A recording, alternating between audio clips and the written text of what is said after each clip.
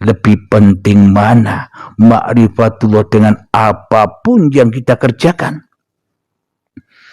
Bila belum ma'rifatullah, bila belum mengenal Allah, bila belum menyaksikan Allah, bila belum esa Allah di dalam hati manusia, maka sia-sia semua perbuatan.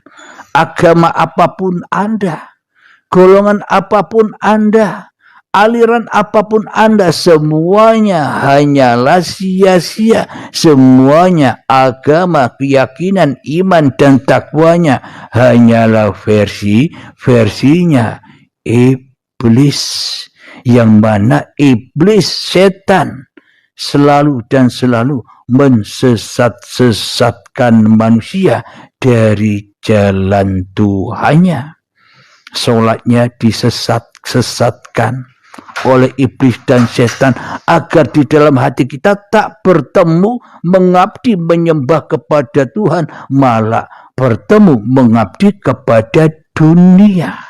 Ketemu dunia, ketemu mobilnya, ketemu sandalnya, ketemu kekayaannya, ketemu rumahnya, ketemu anaknya, ketemu istrinya, ketemu suaminya di dalam hatinya, yang mana semuanya babakan manusia, babakan makhluk berarti yang dipertuhankan oleh manusia di dalam sholat-sholatnya, yang dipertuhankan oleh manusia di dalam amal ibadahnya, semuanya masih makhluk, yakni menyembah, mengabdi kepada tauhid yang fana, yang hancur.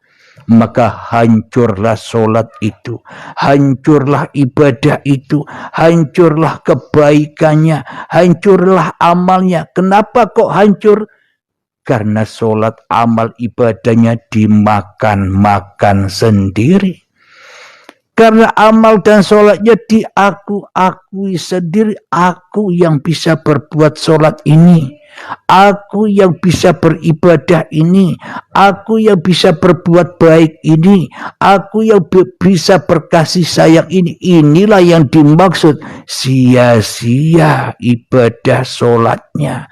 Maka dari itu makrifat itu lebih penting dari sholat dan lebih penting dari diri manusia kita sendiri. Kenapa? Karena induk segala induk ibadah yakni sholat, aqimis sholata lidzikri. Jadi untuk mengabdi kepada Allah itu bukan sholat sebagai tujuan, akan tetapi mengabdi, menyembah kembali kepada Allah itu, sholat hanyalah kendaraan. Yang mana setelah sholat kendaraannya ya harus dilepas, dibuang. Kenapa harus masuk bersujud kepada Tuhannya di dalam sholatnya? Apa maknanya? Ketika sholat Allahu Akbar, akbarkanlah, esakanlah, nyatakanlah bahwa diri Allah lebih nyata, bahwa diri Sang Pencipta lebih nyata daripada wujud makhluk yang nyata ini. Jadi Sang Pencipta lebih nyata keberadaannya daripada makhluknya. Maknanya pergerakan apapun yang di dalam sholat itu, berkalam apapun yang di dalam sholat itu masih jauh daripada uripe Allah. Yang kita bangga-banggakan itu loh, jauh daripada uripe Allah. Kenapa? Karena sholat dan ibadah yang selama ini kita lakukan hanyalah mengabdi, menyembah iblis. Maknanya kita mengaku-akui bahwa yang bisa begini dan begitu hanya aku.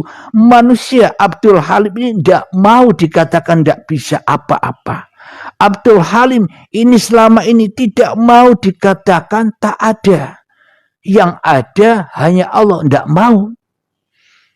Maunya Abdul Halim yang wujud aku, yang hidup aku, yang berkuasa aku, hidup dan badan ini ciptaanku. Inilah yang dimaksud Abdul Halim selama ini, yang disaksikan, yang dimakrifati hanya Abdul Halimnya. Ya sesatlah apa yang dilakukan Abdul Halimnya. Wong Abdul Halimnya tak pernah menghadap, mengabdi, menyembah, menyaksikan Tuhannya. Karena di dalam hatinya yang disaksikan, yang dialuh-aluhkan, yang dibangga-banggakan hanyalah diri Abdul Halim sendiri yang merasa bisa sholat. Hanya Abdul Halim sendiri yang bisa ibadah. Kira-kira diterima ndak ibadah sholatnya bila yang masih berkuasa di dalam dadaku Abdul Halim? Anda, sahabat-sahabatku sekarang bisa menjawabnya. Ibadah sholat, ibadah zikiran, ibadah sholawatan, ibadah membaca Al-Quran dan ibadah yang lainnya bisa diterima dan ditolak oleh Allah, bisa diketahui saat ini juga. Tidak usah nunggu nanti kadaluarsa. Jadi bisa diketahui saat ini juga. Dengan cara apa? Coba cek di dalam dada kita. Siapa yang jadi Tuhan? Siapa yang kita makrifati, yang kita ketahui di dada kita? Allah kah atau manusia kita yang paling ada? Allah kah atau diri manusia kita yang paling wujud? Allah kah atau diri manusia kita yang paling hidup? Allah kah atau diri manusia kita yang paling berkuasa atas pagelaran di dalam dunia ini?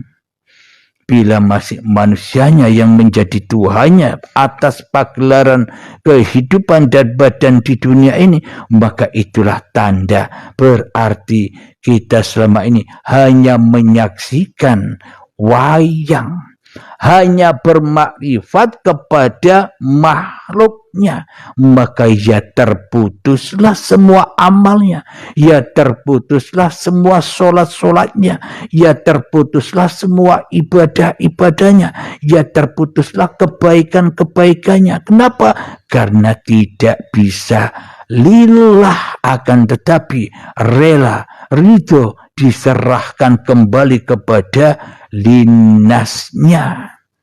Solat-solat dewe di maem-maem dewe, solat-solat dewe di gadu-gadu dewe, solat-solat dewe di aku-akui sendiri bahwa ini solatku.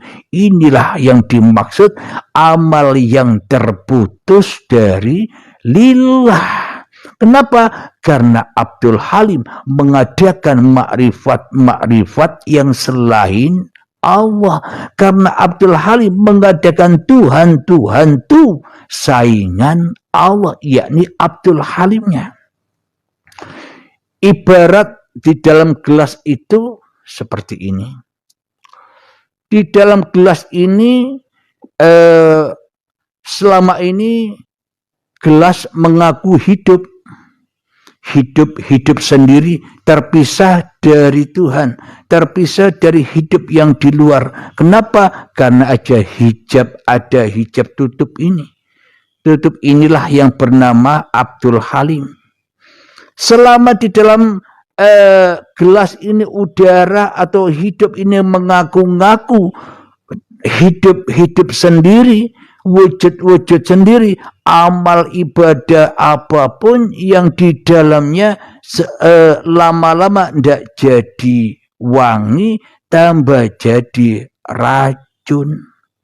Sholatnya jadi racun, ibadahnya jadi racun, sholawatannya jadi racun, baca Al-Qur'annya jadi racun. Kenapa? Karena tertutup dengan Abdul Halimnya ini.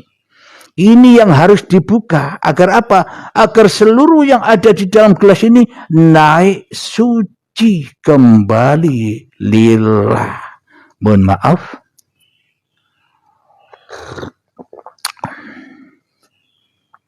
Itulah pentingnya ma'rifatullah daripada sholat. Pentingnya ma'rifatullah daripada ma'rifatun nas. Selama ini kan kita membahas tentang ma'rifat kan, ya ma'rifatan. Akan tetapi di dalam hati kita, kita merasa yang makrifat. Ini kan makrifatun nas. Kenapa manusianya masih merasa bersaksi atas Allah? Manusianya masih merasa bersaksi atas ketahuannya tentang Tuhan. Manusianya seolah-olah sok jago bercerita tentang ketuhanan. Padahal di dalam hatinya yang ada mung Abdul Halimnya. Yang dimakrifati mung Abdul Halimnya, yang merasa tahu ilmu makrifat. Ya inilah yang dimaksud barangnya. Iblis setan itu loh lebih makrifat daripada manusia. Ya inilah barangnya.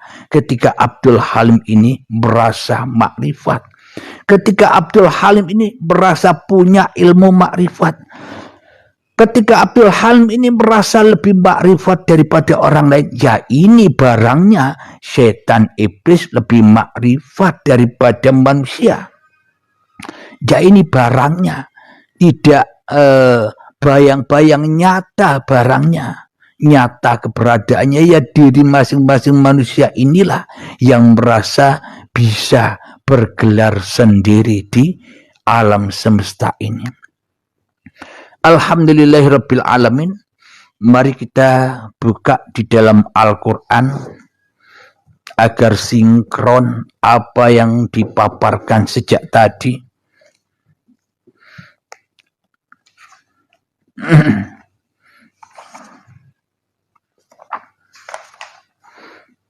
Kita buka surat An-Nas, surat Allah bagi manusia, surat sang kekasih untuk kekasihnya, surat sang Khalid untuk makhluknya, agar kekasihnya bisa kembali ma'rifatullah, agar makhluknya bisa kembali kepada siapa yang menciptakan dirinya.